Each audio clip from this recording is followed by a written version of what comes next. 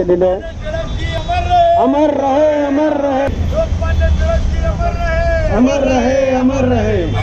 हर साल बाल गंगाधर लोकमान्य तिलक जी के जयंती के अवसर पर रक्तदान शिविर भी होता है, वृक्षारोपण का कार्यक्रम भी होता है और बड़े पैमाने पे आज वृक्षारोपण का कार्यक्रम भी हमने यहाँ पर किया है। मैं खास करके इस कार्यक्रम के लिए दिल्ली से आया हूँ। अब मैं 2:40 के फ़्लाइट पकड़कर वापस दिल्ली जाऊँगा, क्योंकि राष्ट्रपति और उपराष्ट्रपति का आज सेंड ऑफ समारोह जिसको कहते हैं वो कार्यक्रम है। वो करके फिर वापस रात को बॉम्बे आऊँगा। कल पूरा दिन भर का कार्यक्रम करके फिर वापस कल दिल्ली जाऊँगा। परसों 10 बजे नए राष्ट्रपति का शपथ विधि है। तो जनता ने जो जवाबदारी दिया है उसको मैं कर रहा हूँ और आने के बाद जब देख रहा हूँ कि मुंबई महानगर पालिका के पगार लेने वाले अधिकारी भी बराबर काम नहीं करते हैं, राजनीतिक क्षेत्र में जिन्होंने जवाबदारी ली है और जिनके ऊपर बोरीवली के लोगों ने वर्षों से जवाबदारी दी है, वो भी जब ढंग का काम नहीं करते तो मैं थोड़ा बेचैन हो जाता हूँ। ये मेरे भाग्य का एक बहुत बड़ा भाग है, ऐसा मानता हूँ कि बेचैन होना, और बेचैनी ही मुझसे बहुत कुछ करवाती है। ये भी उतना ही सही है। आज देखिए जुलाई का अंत होने लग गया है। मैं मुंबई महानगर पालिका के कमिश्नर से अगर पूछूंगा कितने जगह पर पेड़ लगाए तो आश्चर्यजनक बातें सामने आएगी। ये सब देश को बर्बादी की ओर ले जाने वाले जो सो कॉल्ड NGOs है, आरए के मेट्रो कार शेड को इतने सालों से रोक के रखा है, इनमें से एक ने भी पेड़ नहीं लगाया होगा। जुलाई का अंत होने आया, इनमें से एक ने भी पेड़ नहीं लगाया होगा। ये दुख की बात है, ये दुख की बात है। इसलिए सामाजिक क्षेत्र में और राजनीतिक क्षेत्र में काम करने वाले लोगों ने बड़े पैमाने पे पेड़ लगाना चाहिए। और उसमें भी मैं मानता हूं कि भारतीय जनता पार्टी के जनप्रतिनिधियों को जहां पर जनता ने चुनकर दिया है वहां पर उनकी जवाबदारी बहुत ज़्यादा बन जाती है। आपको चुनकर दिया है इसलिए आपने पेड़ लगाना चाहिए, आपको चुनकर देना चाहिए इसलिए भी आपने पेड़ लगाने चाहिए। इसलिए दोनों बातें पेड़ लगाने के लिए अनिवार्य है।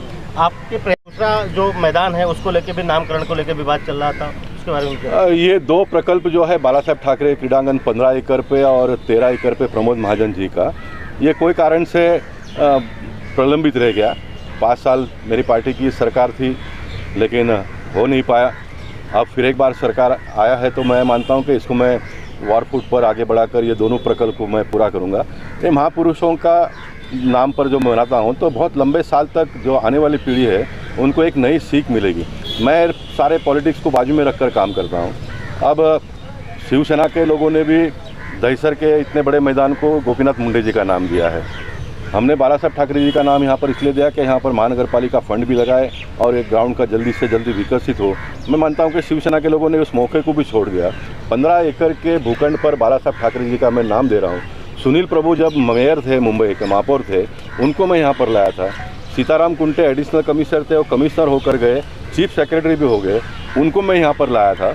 और इतने सारे लोगों को लाने के बाद में भी हुआ ही नहीं है। मैं मानता हूं कि इनके भाग्य में नहीं लिखा था। फिर एक बार ये काम भारतीय जनता पार्टी के नेता और कार्यकर्ताओं के भाग्य में है। हम बहुत ही कम समय में और बहुत ही कम पैसे में इस 15 एकड़ के भूखंड को मैं विकसित करके दिखाऊंगा और मैं मुंबई शहर के लोगों को दिखाऊंगा कि मुंबई महानगर पालिका के जो भ्रष्ट अधिकारी है वो जनता के पैसे का दुरुपयोग किस तरह से करते हैं। ये बात जब मैं कह रहा हूँ तो मैं बहुत जवाबदारी से कह रहा हूँ। आने वाले दिनों में मैं चाहता हूं कि मुंबई शहर के लोग हमारे मेयर को चुन के दे, भारतीय जनता पार्टी का मेयर आए। लेकिन भारतीय जनता पार्टी का मेयर आने के बाद शिवसेना के राज में 15 एकड़ के भूखंड को विकसित करने के लिए कितना करोड़ रुपया खर्चा हुआ और भारतीय जनता पार्टी के राज में कितना करोड़ कितना कम खर्चा हुआ, इसका हमको हिसाब देना पड़ेगा मुंबई शहर के लोगों को। तो मैं मानता हूं कि बहुत लंबे समय तक मुंबई शहर के लोग भारतीय जनता पार्टी को चुनकर देंगे। उदाहरण के तौर पर 2014 में मोदी जी को चुनकर दिया, बढ़िया काम किया। 2019 में उससे ज़्यादा वोटों से चुनकर दिया, बढ़िया काम कर रहे हैं। 2024 को उससे भी ज़्यादा वोटों से लोग जिताएंगे। आप काम करो तो जनता हमारी मतदाता है वो इतने प्रामाणिक है कि आपको जितना आप करते हैं उससे ज़्यादा वोट आपको देते हैं। और मुझे पूरा विश्वास है कि 2024 से नहीं 2029 में भी मोदी जी के नेतृत्व में फिर एक बार भारतीय जनता पार्टी की सरकार इस देश में आएगी। सबसे जानदार और शानदार चौक बाल गंगाधर लोकमान्य तिलक जी के नाम पर हमने प्रस्तापित किया है। बोरीवली में बहुत सारे महापुरुषों के नाम पर हमने बड़े बड़े प्रकल्प किए हैं और हर साल उनके जयंती और पुण्यतिथि के अवसर पर उन्हें हम याद करते हैं और उनके विचारों को स्मरण करते हुए राजनीतिक और सामाजिक जीवन में काम करने का भी प्रयास करते हैं। बाल गंगाधर लोकमान्य तिलक जी ने मुंबई के शहर से स्वराज्य मेरा जन्मसिद्ध अधिकार है, उसे मैं प्राप्त करके ही रहूँगा, ये नारा दिया था और उसे उन्होंने परिपूर्ण करके दिखाया। और इसीलिए हम जैसे लोग आज राजनीति में हमसे जो कुछ भी बन पाता है वो करने का प्रयास करते हैं। मैं मानता हूँ कि महापुरुषों के जीवन को, उनके जीवनावली को अगर हम अपने जीवन भर में याद करेंगे, उन्होंने जो मार्ग दिखाया था उसके मुताबिक अगर हम काम करते हैं तो मैं मानता हूँ कि समाज को आने वाले दिनों में आज से बेहतर जीवन जीने का एक अवसर प्राप्त हो सकता है। देश के प्रधानमंत्री नरेंद्र मोदी जी ने भी दिल्ली में और बहुत सारे जगह पर महापुरुषों को याद करते हुए उनके नामों का स्मारक बनाने का प्रयास किया है। मैं राजनीतिक और सामाजिक क्षेत्र में काम करने वाले कार्यकर्ताओं से निवेदन करूंगा, अपने अपने परिसर में ऐसे छोटे छोटे बड़े बड़े प्रकल्प का निर्माण करते हुए इन सारे महापुरुषों को बहुत लंबे समय तक हम सब लोगों ने मिलकर याद रखने की आवश्यकता है।